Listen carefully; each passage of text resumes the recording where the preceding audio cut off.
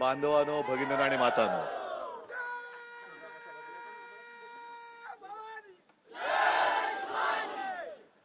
अनेक सभा आजपर्यंत मी केलेल्या आहेत,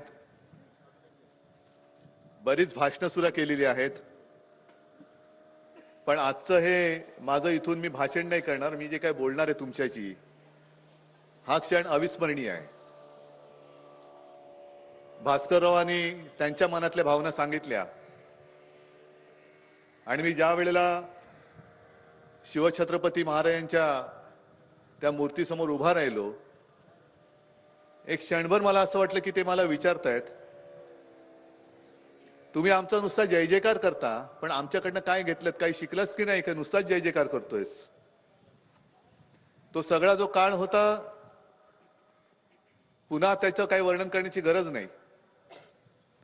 पण आता मोबाईल आहेत, टीव्ही चॅनल्स आहेत, टेलिफोन आले, बऱ्याच काही गोष्टी आल्या.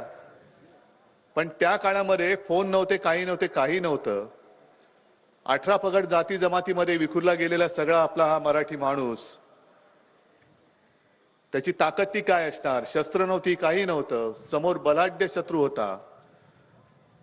आणि त्या मुठभर मावळ्यानिशी स्वराज्य स्थापन करण्याचं स्वप्न पाहणं हे केवढं मोठं धाडस होतं. औरंगजेब बसला होता तिकडे, अफजल खान आला होता. पण निष्ठा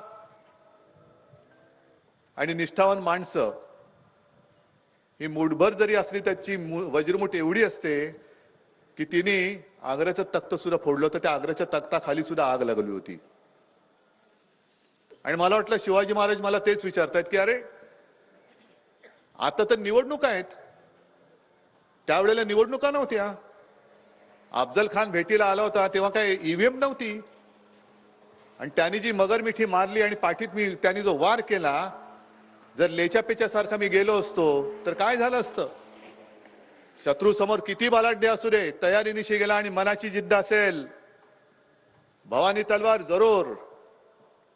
तलवार पेलायला मनगट पाहिजे जरूर, पण तलवार चालवण्यासाठी खंबीर मन पाहिजे. ते खंबीर मन तुझ्याकडे आहे की नाही. आणि मी खोटं बोलणारा नाही. ज्या वेळेला मला तुमचं असं दर्शन घडतं तेव्हा मला असं वाटतं की महाराजांनी दिलेली मला भवानी तलवार आहे. हीच भवानी तलवार आहे आणि ही तलवार घेऊनच मी उभा आहे. त्याही वेळेला आग्र्यावरनं आले होते, आता दिल्लीवरनं येत आहेत.